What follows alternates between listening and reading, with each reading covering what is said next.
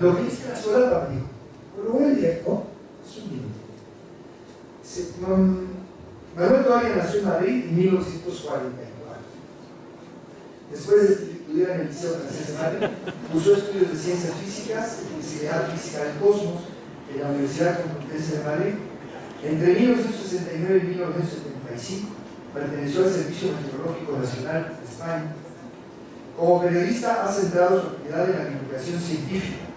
Destacan sus trabajos como redactor científico en los diarios Informaciones y El País, así como en Radio y Televisión Española, donde además fue el hombre del tiempo. Participó en los lanzamientos de las revistas Muy Interesante y Conocer. Son revistas, como ustedes saben, se venden muy bien en México, de divulgación científica. De la que fue director hasta 1988. Desde 1999 es director del Museo de las Ciencias Príncipe Felipe de Valencia, nombre que, como ya ven, él no le puso, de todas maneras, y ha sido presidente de la Asociación Española de Comunicación Científica, miembro de la Junta Directiva de la Asociación Europea de Museos de Ciencia y Tecnología, ha escrito decenas de libros de divulgación y ha recibido numerosos premios por esa labor, entre ellos el Premio de Periodismo Científico del Consejo Superior de Investigaciones Científicas, o el Premio 2006 a toda una vida dedicada a la defensa del medio del Instituto para la Sostenibilidad de Datos. Como ustedes ven, estamos por escuchar una conferencia extraordinaria que va a impartir Manuel Toalla Cortés, y sin más rollo mío, le paso el micrófono, desde luego pido para un aplauso.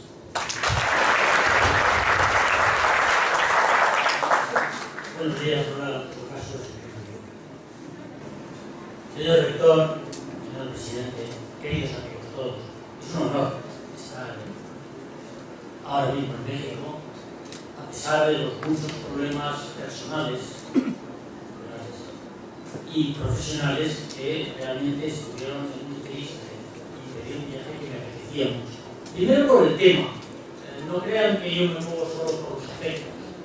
Como casi todos los buenos profesionales, creo que aquí hay muchos y otros en formación, lo que nos debe mover es el interés profesional, el interés social y por último el interés personal. A mí que me invita Aurelio a venir aquí, pues es un interés claramente afectivo. Él ha venido en su casa, él ha estado en la mía en Valencia, somos amigos. Eso no tiene más mérito que el de la amistad.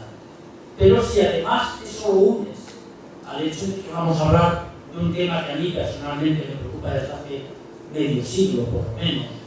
Cuando yo estudiaba las ciencias físicas y luego trabajaba en las tesis doctorales y en las piscinas de licenciatura sobre temas relacionados con el clima, el agua, el medio ambiente, que entonces no era un tema del que se hablaba. Hace 50 años nadie hablaba del medio ambiente. No existía la ecología como ciencia. Existía, pero no lo sabíamos. Bueno, pues a mí estos temas me parecen apasionantes y además, señor presidente, que en España llamamos alcalde, es un título muy honorífico, es un tema de enorme trascendencia social. No falta que lo diga yo, lo han dicho ustedes, mejor que yo. Y en este aspecto es muy importante darse cuenta que la cuestión del cambio climático es una cuestión que ha venido a ponerse en primer plano de la actualidad, eclipsando muchos otros temas y a veces fagocitándolos, absorbiéndolos. Bueno, ¿es justo o no lo es? No importa, es así.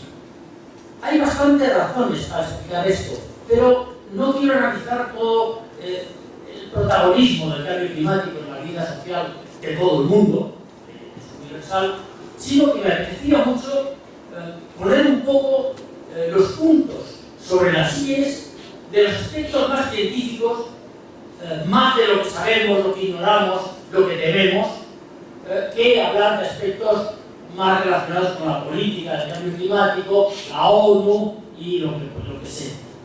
Miren, el tiempo también cambia conforme va transcurriendo el tiempo cronológico. Dentro de 4 horas la temperatura de fuera no será la misma. Ni habrá las mismas nubes que hay ahora, si hay nubes, ni lloverá lo mismo en el mismo sitio.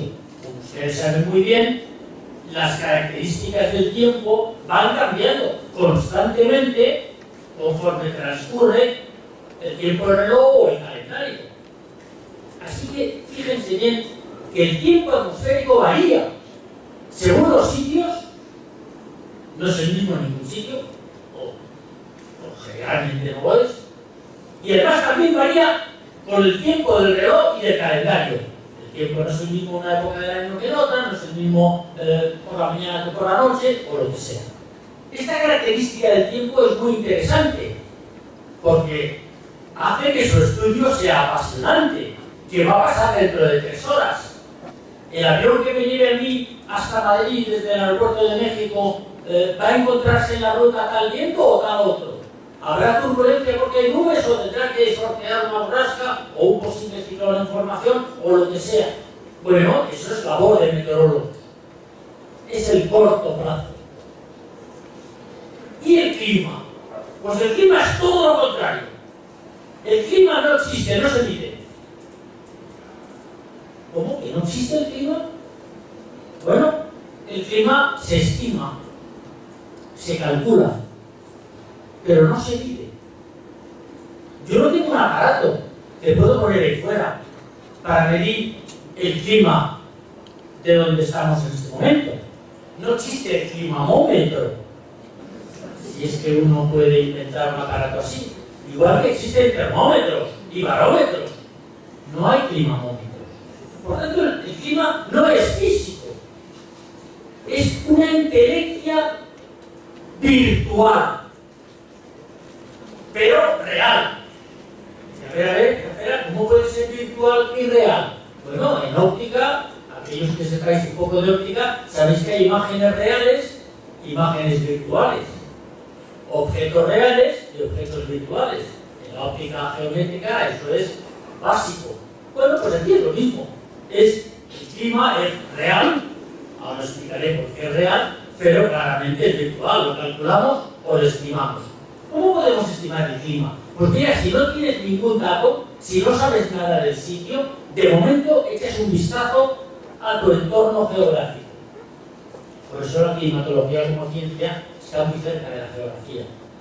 ¿Tu entorno geográfico cuál es? Pues mira, veo unas dunas de arena, no hay prácticamente vegetación, el sol calienta que no veas, pues el clima claramente huele a desierto, o parecido. Árido, seguro. Pues mira, yo estoy viendo mucho hielo, hace un frío de narices, hay pingüinos, el clima es polar. Oye, yo estoy viendo un bosque con unas serpientes, y unos leones, y unos monos saltando, y unos árboles gigantescos. Ya está. Clima tropical, lluvioso. Vale. ¿Entendéis? No es difícil. Ahora, ¿dónde empieza lo uno y termina lo otro? ¿Dónde están los límites? ¿Cómo podemos llegar a una fineza para definir tal clima y tal otro? Todos los geógrafos se han empeñado durante tiempo y tiempo en conseguir eso, y hay clasificaciones climatológicas extremadamente complejas, la de Köppen, la de... Bueno, sí, pero al final es descriptivo. Descriptivo. Describo lo que veo y lo clasifico. Desde que tenemos aparatos, los aparatos, como sabéis, aparecieron con el Renacimiento. Galileo, que era nombre, Viviani, Torricelli, toda aquella academia de experimentos de Florencia. Con aquellos aparatos, el termómetro, el barómetro, el anemómetro, empezamos a poder medir variables meteorológicas. ¿Y qué haces cuando tienes muchos datos meteorológicos? ¡Ay, la tentación matemática! La tentación es estadística. Vamos a hacer una estadística. Claro, está muy bien la estadística. Es fantástica, nos ha hecho avanzar mucho en muchas ciencias sociales, en muchas ciencias técnicas, físicas, duras. Pero la estadística puede introducir muchos datos erróneos en la conciencia del que las ve si no es experto. Dejadme que os cuente una pequeña broma que contamos mucho en España para atacar a los estadísticos. Mira, si Aurelio esta mañana se ha comido un pollo entero porque tenía mucha hambre, y yo no he comido nada porque con esto del cambio de horario no tenía hambre, la estadística dice que nos hemos comido medio pollo cada uno, pero él está lleno y yo tengo un hambre que me mueve. Es una broma a medias. Mi padre decía, mi padre era abogado, hombre de leyes. Decía, mira, hijo mío, en la vida hay tres tipos de mentiras. Mentiras gordas, mentiras pequeñas y mentiras estadísticas. ¿Por qué os cuento esto así en broma? Es una conferencia que pretende ser seria como prólogo de temas realmente muy preocupantes. Como esa serie de temas que conozco bien, porque en España hay muchas regiones donde sufren exactamente lo que sucede aquí. Acuíferos sobreexplotados, escasez del nivel del agua, preocupación por si va a llover más o menos en el futuro. No creéis que estáis solos, la preocupación es en general en países donde además el nivel de desarrollo y el nivel de vida están creciendo. No poder resignarte a seguir siendo pobre. ¿Por qué cuento esto en broma? Mirad, todo el tema del cambio climático nace de un error conceptual. Y lo digo con mucha solidez porque lo he dicho delante de gente que trabaja en los mayores centros de investigación del clima, donde además incluso algunos se han enfadado y luego, si no hay nada personal por medio, acabamos dialogando, platicando, como dicen ustedes muy bien dicho. Bueno, ¿por qué digo que se ha deformado el concepto? Porque nos han hecho creer a todos que hay un clima mundial, un sistema climático global. La noción de sistema, no conozco muy bien la actitud tecnológica de cada uno de ustedes, pero no es tampoco tan difícil. Sistema en física es una forma de aislar la realidad en pequeños bloques supuestamente aislados, donde lo que pasa tiene que ver con lo que hay dentro y donde lo que pasa tiene que ver también con la relación de lo que hay fuera. Hay un sistema que te permite, en un momento dado, comprender, por ejemplo, la relatividad de Einstein. Einstein acudía mucho a estos experimentos, que en alemán se dice Gedankenexperimenten. Los Gedankenexperimenten son experimentos mentales en los que tú te metes en un ascensor, el ascensor sube una velocidad, tú te sientes atraído para abajo y defines cómo se comportan las puertas. Ahí te da igual si el ascensor está en un piso, si está en una torre o si es un ascensor puramente mental. Es un experimento, pero es un sistema aislado, donde interviene solo la fuerza de la gravedad y te permite comprender cuando el ascensor cae en caída libre que tú flotas dentro del ascensor durante un ratito. Luego ya cuando se queda el ascensor te mueres. Pero durante un rato has volado. Ese experimento lo explica Einstein para darse cuenta de las velocidades relativas a la hora de la relatividad. Pues estos experimentos te permiten comprender muy bien la génesis de factores complejos que desmenuzas mediante subsistemas que luego puedes encajar con ecuaciones matemáticas complicadas. La física funciona muy bien así, muy bien. Y el problema del clima es que ha dejado de estar en manos de los geógrafos para pasar a manos de los físicos, mis colegas. Y los físicos tenemos tendencia, primero, a hacer ecuaciones matemáticas, y solo ecuaciones matemáticas, y segundo, a hacer todo sistemas.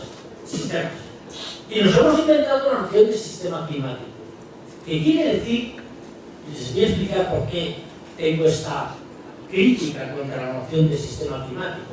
Quiere decir que el clima de todo el mundo se puede perfectamente estudiar en su evolución futura y pasada como si fuera una sola cosa, como un solo sistema global que tiene relación con el exterior, el Sol, las estrellas, el viento cósmico o lo que sea, que tiene relación con el interior, los volcanes, los terremotos, los gases que puedan salir, y que tiene relaciones interiores a través de sus sistemas, los océanos, la atmósfera, el suelo, los seres vivos.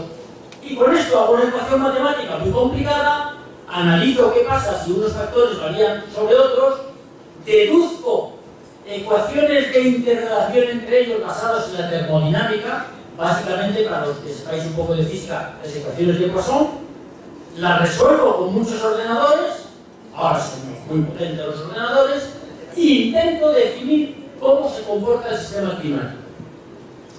Cuidado, esto que he dicho es muy inteligente, no es ninguna tontería, está muy bien, es más, no sabíamos hacer otra cosa. En este momento la ciencia no sabe hacer otra cosa. Pero es exacto, ahí es donde empieza ya mi crítica, no solo personal, somos muchos los que pensamos así. Muchos, quiero decir, entre comillas, expertos. La primera crítica es que el clima que hay en Puebla, ciudad, no tiene nada que ver con el clima que tiene aquí, aunque se parece. El clima que hay en el DF no tiene nada que ver con el clima de Puebla, aunque se parece. El clima del DF no se parece en nada al de Veracruz, y no se parece. El clima de México DF no tiene nada que ver con el de Los Ángeles, y no se parece en nada. Y con el de Madrid ni os cuento. Con el de Valencia tampoco, claro. Entonces, ¿cuántos climas hay en el mundo? ¿Cuántos climas hay en el sistema climático único? Cuando se habla de cambio global, cuando se habla de subida global de los mares, cuando se habla de global, en realidad ese global, ¿en qué podemos desmenuzarlo? En múltiples pedacitos, cada uno de los cuales, yo no sé si lo decís en México, en España decimos es de su padre y de su madre. Cada pedacito tiene su padre y su madre, y no son nunca hermanos. Claro, si me permite, me quito la chaqueta. Ahora tengo que hablar. El problema de esto es que uno quiere hacer políticas del agua aquí, en Tecamachalco, o en la llanura de Murcia, o en Ciudad Real en España, que tenemos problemas parecidos de acuíferos sobreexplotados, sobre todo en Ciudad Real, el acuífero 23, es igual que el de aquí. Y afecta también a unas 670.000 personas, es impresionante. Por eso me gustaba mucho el paralelismo con La Mancha, donde Don Quijote, ahí. ¿Qué tiene que ver eso con el cambio global?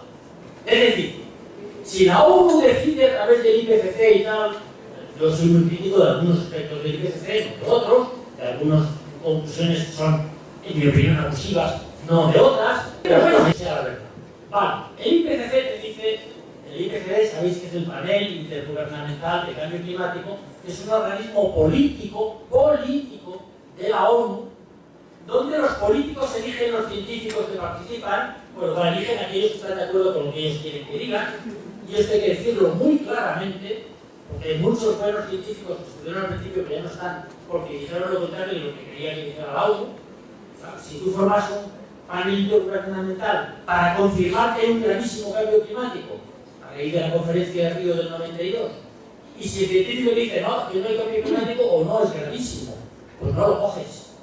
Se trata de confirmarlo. Ya has firmado un protocolo de acción, como se firmó Kioto y demás. Bueno, en todo caso, aceptemos que lo que dice el IPCC es verdad y que de verdad el agua se va a mantener en promedio la misma. Es lo que dice el IPCC.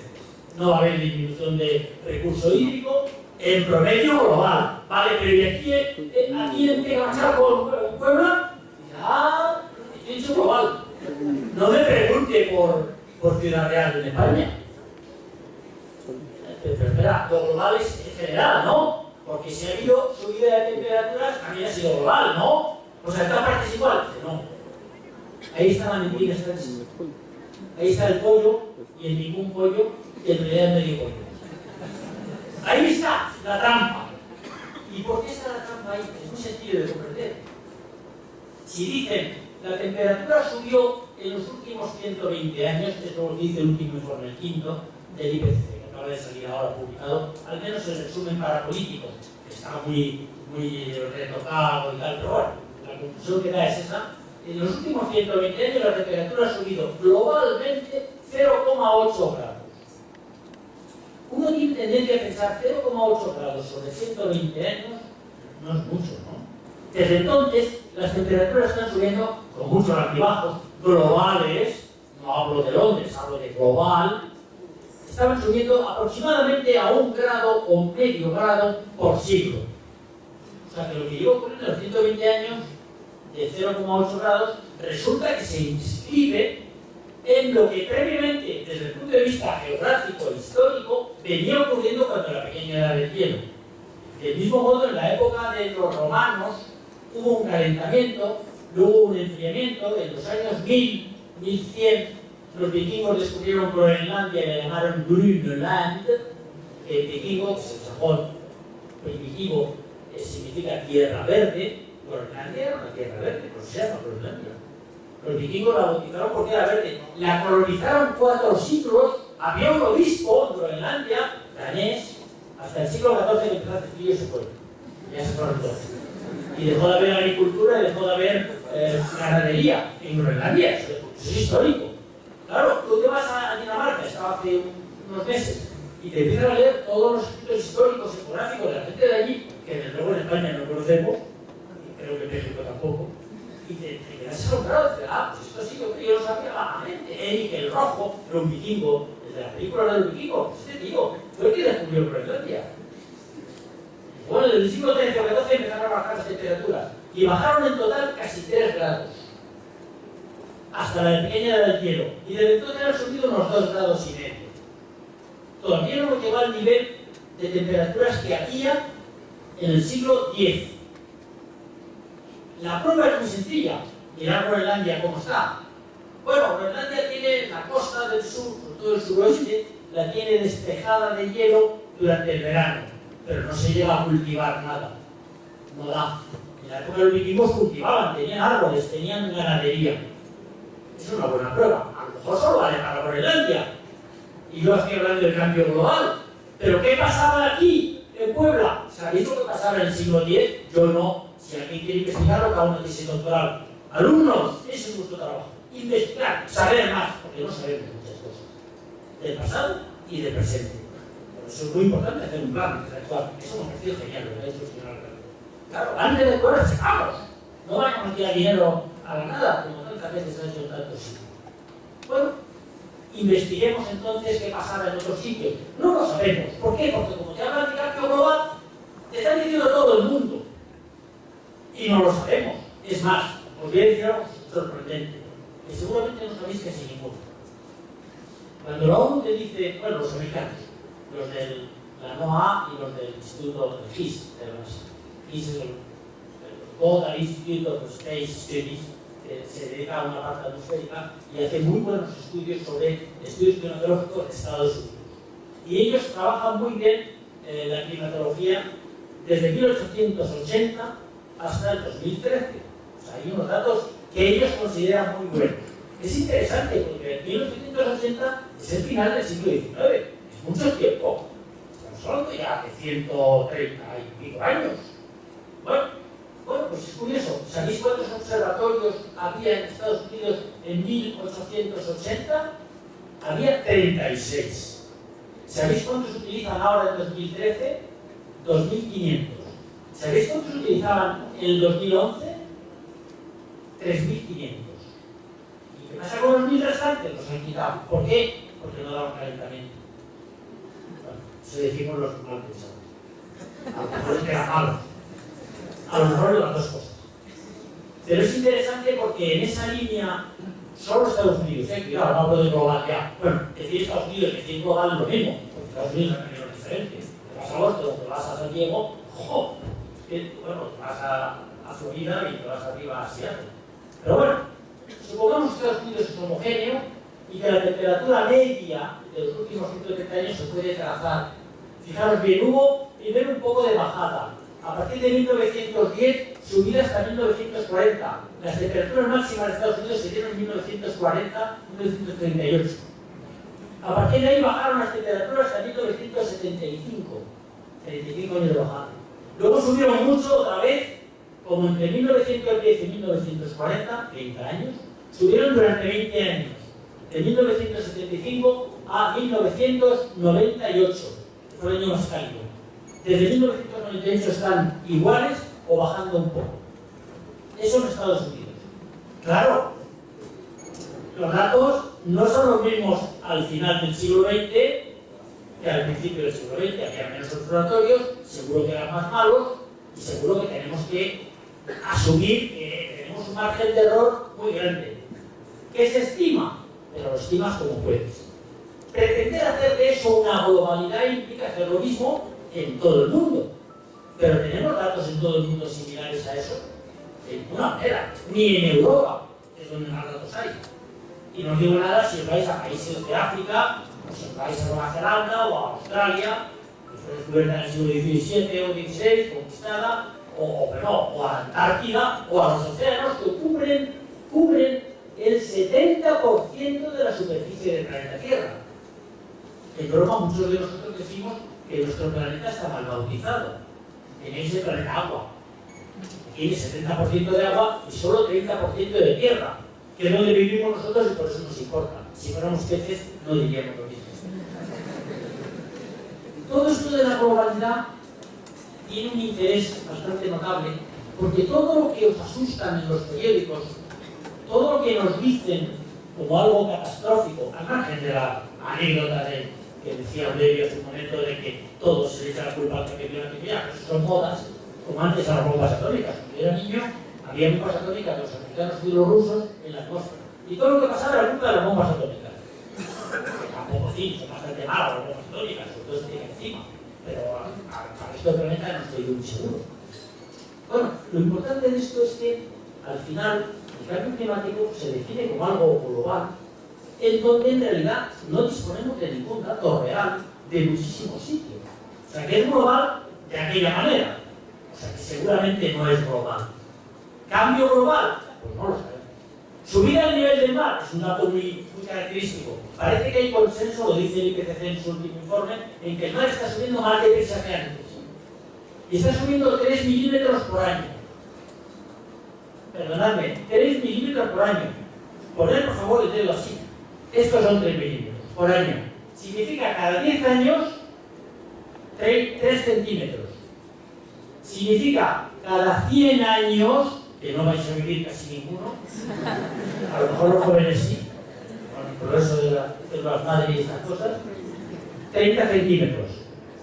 Esto es lo que prevé el IPCC, que dentro de un siglo habrá subido el nivel medio de todo el mar. No parece mucho, una vez más. Y además, ¿qué es eso del nivel medio del mar? ¿Qué demonios es eso? De verdad, es que... Bueno, es que Aurelio me conoce. A mí hay cosas que me sorprenden. No me enfado, yo soy una persona de muy buen humor, creo que se nota. Jamás me he enfadado de nunca en mi vida, pero me sorprende. Intelectualmente me sorprende. ¿Cómo es posible que alguien pueda hablar del nivel medio del mar cuando hay olas de hasta 8 o 10 metros, según los vientos, según los mares? Mareas que en la Bretaña francesa, donde vive un amigo íntimo mío, llegan a 15 metros, 2 veces por día.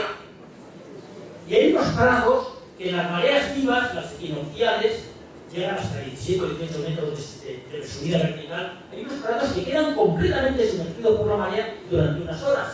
Luego se va a la marea y luego vuelve 2 veces al día. Esos prados, cuando ya no hay mareas tan poderosas, permiten que haya allí unos cuantos borreguitos y ovejas pastando, porque sale una hierbecita muy rara que crece en esa zona donde está claramente muy salada.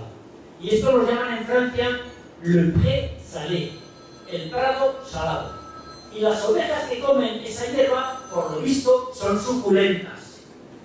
Y hay un plato fantástico de la cocina francesa que es carré d'agneau pré salé. Un filetón así de agneau, de cordero gordo, viejo, no de corderito, muy cocinado, muy no sé qué y tal y cual, pero es salé, o sea que viene del prado salado donde la marea sube. Y eso ya es una exquisitez. No trata de decirlo, pero los franceses son bastante cuentistas con el tema de la comida. Creo que no hacía falta decirlo. Pero bueno, te cobran mucho dinero por tomar el salé. Yo lo probé una vez y gracias. Y me pareció un cordero viejo, porque yo como tengo un cordero lechal en España, que es la costumbre de más aquí, al horno y tal, pues los corderos son viejos saben a cordero. ¿Por qué cuento esto? Pensando de nuevo. ¿De verdad que 30 centímetros en un siglo es para asustarse muchísimo? Cuando tienes mareas de tantos metros en un solo día. Cuando el nivel del mar no sabemos cómo medirlo en promedio. Sí hay mareógrafos, ya lo sé, y hay medidores. ¿Sabéis que son boyas? Boyas flotantes. Que dan una curva, claro, de subir a bajar con la ola, con el viento y luego sacan la media. Por un error relativo de varios centímetros. Y te hablan de milímetros por año. Y el error relativo de la medida es centímetros de esas boyas. Bueno, que hay boyas en todas partes, ¿no? Porque así sabemos cómo ha subido el nivel del mar o cómo ha bajado en los años pasados. ¿Cuántas boyas hay? Pues mirad, desde el año 1930 había en total unas 300 boyas en todo el mundo. ¿Saben alguien aquí calcular la superficie del planeta Tierra? Superficie. La longitud de la circunferencia de los PR, sí, puede ir hasta el mar. ¿De verdad que se lo sabe? No, no, No se está estirando. Estamos pesados. Que lo sabías, hijo. Qué pena, me veo de una alegría. Te da igual. Calcular lo primero que tiene que ver con el radio de la Tierra, que son 6 kilómetros. Pero lo importante de eso es que dividir eso por 300 y usar una boya solo para todo el mar Mediterráneo. Una sola. Cuando resulta que ahora sabemos, con los satélites, que en el Mediterráneo hay zonas al sur de las Baleares donde está subiendo el mar unos pocos centímetros en 30 años, y hay otras zonas al sur de Sicilia, al lado, muy cerca, se puede ir en barco, barco de vela, están bajando hasta 10 centímetros. O sea, que hay huecos.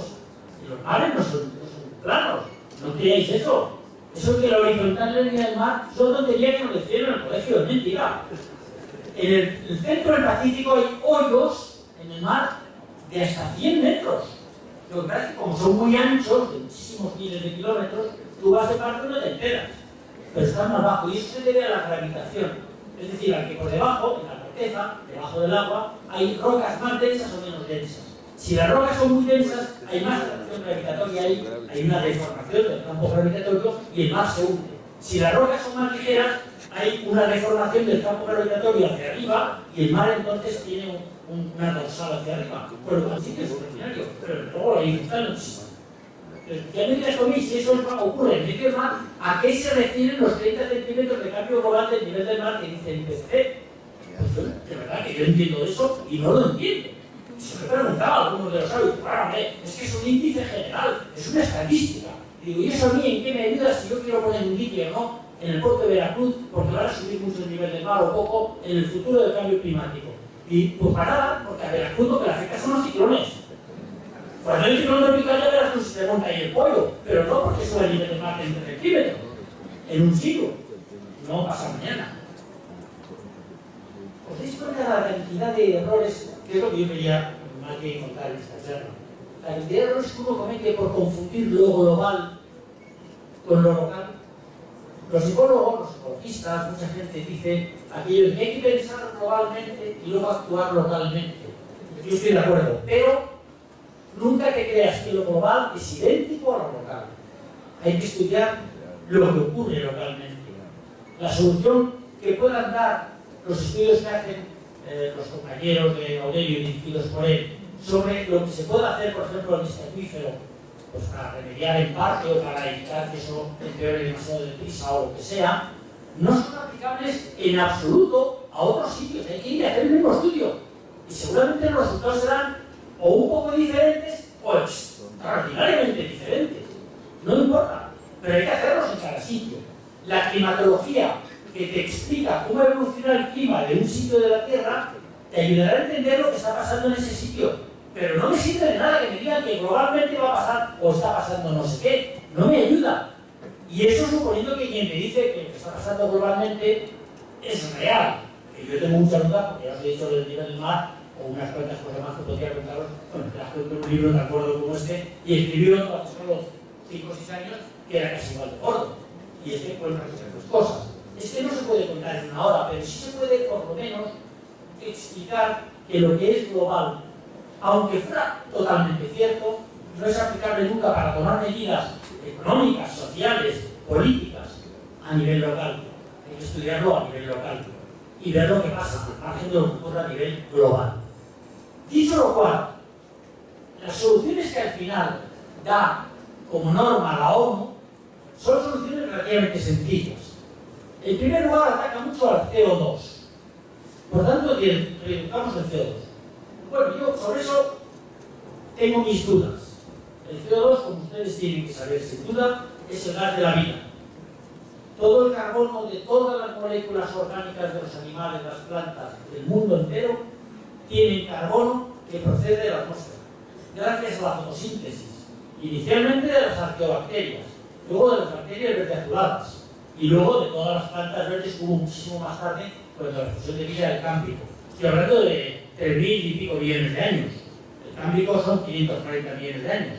Desde entonces, estamos teniendo una fotosíntesis tan acelerada que la atmósfera empezó a acumular oxígeno como residuo negativo, tóxico, oxidante, de una ecuación química perfecta, que es la planta verde, gracias a la clorofila y a la energía solar, absorbe CO2, dióxido de carbono. Se queda con el C como átomo vital para todos los organismos vivos y emite O2, oxígeno, como residuo indeseable.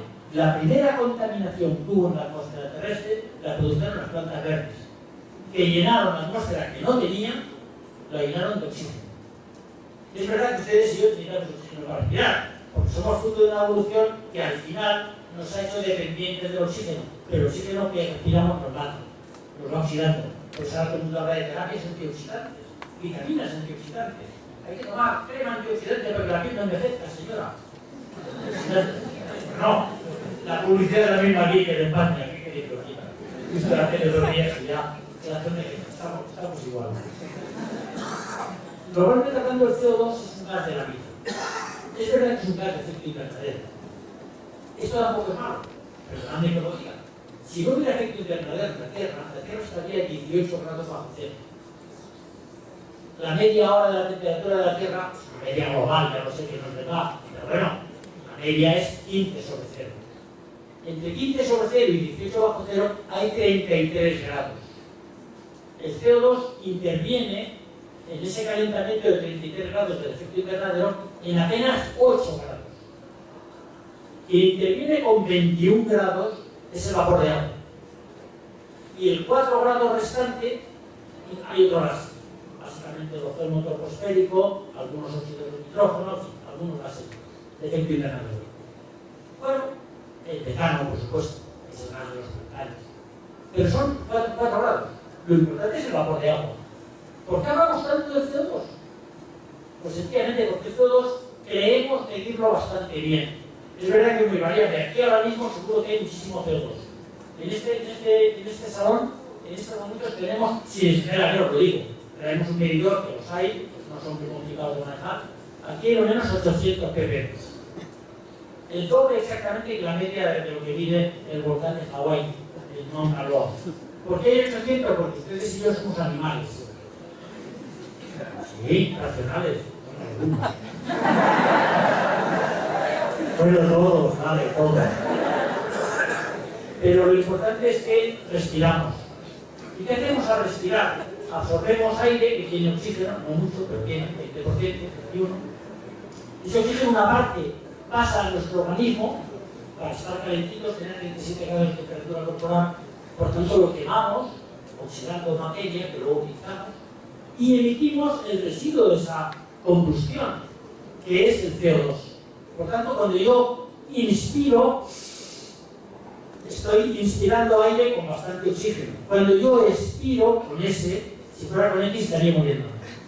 Si es con S, es expirar. Si yo expiro, sale mucho vapor, mucho CO2. Y por cierto, mucho vapor de agua también. Bueno, ese CO2 es lo que hace aumentar aquí el nivel de CO2, porque hay una ventilación y además el vapor de agua hace aumentar la humedad y por eso estamos algunos sudando, que además hablamos. Entonces, eso varía, pero no varía tanto como para que sea un factor determinante. 800 ppm de CO2 aquí dentro, ppm, ¿sabéis qué quiere decir? Parte por millón. Hay parte por ciento, es una parte por ciento, es 0,1 parte por 1000, 0,01 parte por 10.000, 0,001 parte por 100.000, 0,0001 parte por millón. Lo mismo, porque hay que hablar de porcentajes, hablamos de millonaje, o de algo parecido, y enfaje, no sé cómo se llama. Voy a inventar un término. En todo caso, se puede medir el CO2, por ejemplo, en un parque con muchos árboles y siempre está por 600. Lo mides en una zona muy árida, muy caliente y el CO2 está en 200. Y la media más o menos acepta a todo el mundo. Yo no tengo ninguna razón para dudar de ese dato. Creo que probablemente es un dato bastante aceptable. En ciencia nunca nada de seguro, ya lo sabéis. Si no, no sería ciencia, sería creencia. El científico que no duda es un cura. La iglesia ya está. El científico tiene que dudar, tiene que ser siempre escéptico. Pero claro, hay cosas que, bueno, parece que son así. Pues esto parece que es así. Por efectos ppm. Bueno, en la época del carbonífero, cuando se formó el carbón que ahora está bajo tierra, había 3.000 ppm de CO2 en la atmósfera. Y las plantas eran enormes, los animales eran gordísimos y parece que la vida iba muy bien. Tampoco es que lo del CO2 sea una cosa dramática. Pero el vapor de agua sí es importante, porque ocupa aproximadamente 3/4 partes del efecto invernadero. Claro, el vapor de agua es natural, se evapora de los mares, se condensa en las nubes, llueve el agua y el agua va a los mares, o va a los acuíferos, pero al final va al mismo ciclo, al final se evapora otra vez y hay un ciclo más o menos cerrado. Pero cuando yo quemo carbón y sobre todo petróleo, el petróleo y todos sus derivados son hidrocarburos, o sea, son moléculas formadas por hidrógeno y por carbono. Cuando yo quemo un hidrocarburo, obtengo CO2 quemando carbono, oxidándolo, porque es oxidar. Cuando yo oxido el hidrógeno, lo quemo, obtengo vapor de agua, H2O, es un óxido de hidrógeno. Y ese vapor de agua es caliente, por tanto es gas, como el que hay aquí, que no se ve. Y ese gas es un potentísimo gas de efecto invernadero. ¿Dónde va el vapor de agua de todos los coches y todas las fábricas que queman hidrocarburos en el mundo entero? A la atmósfera. ¿Que aumenta el efecto invernadero? Sí. ¿Está justificada la preocupación por el aumento del efecto invernadero? Yo creo que sí. ¿Qué ha pasado? Por ahora no va en costo. La temperatura ha subido más o menos como antes subía la industria. Los fenómenos naturales adversos no han aumentado, sino que han disminuido, a pesar del ciclón tropical que ha habido en Filipinas, que por cierto no ha sido el más importante del mundo, ni mucho menos. Sabéis que había un error. Las agentes de prensa americanas cogieron el dato en millas por hora. Y el dato que daban los filipinos, los meteorólogos de Filipinos, eran kilómetros por hora. Claro, 325 millas por hora no es lo mismo que 325 kilómetros por hora. 325 kilómetros por hora es un ciclón tropical muy potente, ha habido 10.000 muertos, cuidado. Si alguien quiere sentir pena, que mande dinero a la Cruz Roja Filipina, que les hace falta. Pero 10.000 muertos no es el peor ciclón tropical, ni mucho menos. Porque el ciclón tropical no hay en el Caribe, donde no hay mucho. Los peores están en Asia. Es con mucho, los 10 peores de la historia siempre se han dado en Asia, el Golfo de Bengala o en China, en el sur de China. El peor de todos fue en el año 1976, creo recordar, que mató 350.000 personas en el puerto de Bangladesh llamado Chittagong. Raro, lo de los 10.000 es una barbaridad, 10.000 muertos, pero no es absoluto el peor de la historia. Pero ya se ha dicho esta parte que esto es el cambio climático. Y bueno, yo me quedo muy asombrado y digo, es que la estadística histórica no te la puedes saltar así como así, el periodista tiene que informarse. La cosa es el error, seguramente involuntario, de confundir las millas por hora con los kilómetros por hora. Pero bueno, en todo caso, ni está pasando nada excepcional, ni está subiendo la escala de temperatura, ni el nivel del mar sube como para que nadie pueda preocuparse, ni los hielos están disminuyendo. Esto es una gran falacia. Desde luego en el Ártico está claro que cada vez hay menos hielo. Es hielo flotante, el polo norte es flotante y no es un polo muy frío, es mucho más frío en Siberia. En cambio la Antártida es un polo continental, hace un frío de narices, además el continente está muy alto, hay montañas de 4 y 5.000 metros y hay hasta 5 o 6 kilómetros de espesor de hielo en la parte de la llanura, la pequeña llanura del sur de la Antártida, visto desde América. Entonces ahí el hielo está aumentando. Desde hace 33 años que tenemos datos por satélite de verdad, globales. Entonces en el Antártico aumenta, y en el Ártico, en el norte, disminuye. La suma total de los hielos hoy, estoy hablando del día 11, que no sé qué día estamos, de 2013, hoy la suma total de los hielos árticos y antárticos es la misma que hace 33 años. La misma, justo la misma. Un poquito por arriba, un poquito por abajo, según los casos. Hoy está cerca de mí, lo vi anoche en internet. Y los datos oficiales de la NOAA, no son datos que yo invente, yo un poco lo que hice los americanos, son los que manejan los satélites. Entonces, claro, nos asusta que el hielo desaparece, como que dentro del mar es catastrófico y tal, como que no va a llover nunca. Y ahí es donde yo ya salgo. En todo el mundo en estos momentos, por lo que sabemos, y no lo sabemos muy bien, Por eso insisto mucho en lo local, porque lo local lo sabemos mejor, podremos saberlo mejor. En todo el mundo la lluvia ahora mismo es similar o un poco superior a la que había hace un siglo. O sea, globalmente, una vez más, el cambio global, en cuanto a precipitaciones, llueve entre 0 y 10% más que en la media de los últimos 100 años. Este es el dato. Yo me sé los datos de España. Hay lugares de España donde tenemos datos de verdad de por lo menos 100 y pico años, donde la lluvia en promedio en esos lugares, cogiendo los 7 o 8 que hay muy buenos, que buenos datos, en total la lluvia ha aumentado un 8%. En España donde dicen que vamos camino de la desertificación. Entonces, ¿por qué nos falta agua? Pues muy sencillo, la cuestión es muy fácil. Tienes la misma agua que antes, pero gastas 50 veces más, pues ya la has liado. Tenemos el problema de la sobreexplotación de acuíferos, sobreexplotación de los caudales, cuando tienes caudales de ríos y los embalsas, y en última instancia, mal gasto, desperdicio, ineficiencia. No sé si fue el rector quien citó antes la importancia de los nuevos sistemas, porque los que había son antiguos, el regadío. Bueno, si es que eso es fundamental. Si tú puedes conseguir lo mismo gastando menos, eres eficiente. La eficiencia no es el ahorro es cerrar el grifo y no gastar tontamente dejándolo correr sin necesidad. Eso es ahorro. Ahorro es apagar una luz cuando la dejas encendida en una habitación porque ya no estás en la habitación, hombre, apágala, no la dejes encendida. Aquí ilumina. Eso es ahorro. Pero eficiencia es lo contrario. Eficiencia con una bombilla que necesitas, que ilumina igual, pero que gasta menos. O usar el agua de manera que gaste menos. Ya me di cuenta que tengo que lo importante del caso es que al final el remedio para el horrible cambio climático, si lo hubiera, no es muy diferente del remedio aunque no haya cambio climático. ¿El remedio cuál es? Recuperar la cordura. Somos muchos, cada vez más. Cada vez queremos más cosas, porque nadie se resigna a ser pobre. Y quiere ser rico y a veces demasiado rico, que eso ya no es bueno. Pero bueno, por lo menos quieres tener agua potable, quieres tener buenos regadíos, quieres tener un sueldo decente, ¿sí? Lógico. Esa cuestión, ¿cómo se conjuga con unos recursos que son finitos? Pues por lo pronto, potenciando al máximo los recursos infinitos, que son los renovables. Es evidente, el carbón y el petróleo, por mucho que haya, se pagará. En cambio, el sol y el viento no. Ahora, ¿que es muy caro el sol y el viento? Sí. Bueno, pues pensemos, pero habrá que ayudar de alguna manera a esto.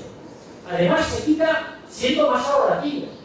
Cuanto más tienes, más desperdicios. Más gastador, inútil eres. Hay un librito español extraordinario de un sociólogo que se murió muy pronto, por Ignacio Sánchez, que se llamaba La civilización del desperdicio. Y decía, el mundo desarrollado se ha inventado una civilización donde lo importante no son las camas de hospital, o los teléfonos, o los coches, o la ropa buena que lleva la gente. Lo importante son los kilos de basura por habitante y día. La mierda que tiramos es lo que nos define como civilizados. Que no es posible. Sí, un país pobre, ¿cuánta basura produce? Ninguna, no tiene nada que tirar. No tiene nada que tirar. Y un país rico, pues mirad las cestas de la basura de todos los días. En cualquier ciudad grande del mundo. Los americanos salen 3 kilos por habitante y día. Los americanos de arriba, los yankees, los gringos, que decimos nosotros. Los americanos del norte, pero más del sur del norte, como aquí, estáis en 1,5 kilos, 1,4 kilos según los sitios, y sitios donde mucho menos. Y sitios donde más. De ese tiene más. Madrid está en 2 kilos por habitante y día. Valencia 2 kilos, París 2,5, Londres 2. Ámsterdam 1,8. Que Ámsterdam recicla mucho. Bueno, ¿entendéis lo que quiero decir con la civilización del precio? Ahorrar es fundamental. Podemos tener lo mismo gastando menos, sí, eso es eficiencia. ¿En qué? En cosas pequeñas, en casa, y lo digo con nada, en las grandes gastadores de agua y de energía, la agricultura y el uso. Ahí es donde la eficiencia energética y la eficiencia en el uso del agua son cruciales. Y luego mejoremos todo lo que podamos el aporte de agua. ¿Cómo? Pues mediante sistemas inteligentes que gasten poca energía y que sean de alguna manera recuperables con poco coste tecnológico. Porque cuanta menos tecnología, menos coste y por tanto más disponibilidad de recursos. No lo sé, eso lo vais a discutir en estas jornadas extraordinariamente interesantes. Yo quería simplemente explicaros al principio, como pequeña entrada, el hecho de que lo importante de lo global que nos cuentan, aunque fuera verdad del todo, no se aplica directamente a donde estamos. Si la temperatura ha subido de 0,8 grados en 120 años, en promedio, quiere decir que habrá sitio donde no haya subido nada y habrá sitio donde haya subido más. ¿Seguro? En el Ártico ha subido casi 2 grados. En la Antártida ha bajado medio grado. Pues ya están, son datos. Luego, no creéis que porque lo diga la ONU, en todas partes igual. No es verdad. Acordaos del pollo. De ningún pollo. El medio pollo es la estadística, lo otro es la real. Por eso es importantísimo, importantísimo. Y fue una de las razones por las que acepté encantado la invitación de Aurelio, de la universidad y de la residencia de esta ciudad, venir aquí. Es que me parece esencial que comprendáis que los trabajos de comprensión, de investigación y después de posible aplicación de resultados a mejorar un problema muy serio como el que hay aquí, que hay en tantos sitios, se deben de potenciar al máximo. Y una conferencia como esta sin duda va a ayudar mucho a poner en común todo lo que se sabe, todo lo que se ha hecho, todo lo que se puede hacer y quizá algún tipo de política que mejorará la vida de los ciudadanos. Es lo que quieren los políticos y es lo que queremos los ciudadanos, que para eso los elegimos. Así que para mí ha sido un honor y un placer estar con ustedes hoy aquí. Créanme, muchísimas gracias.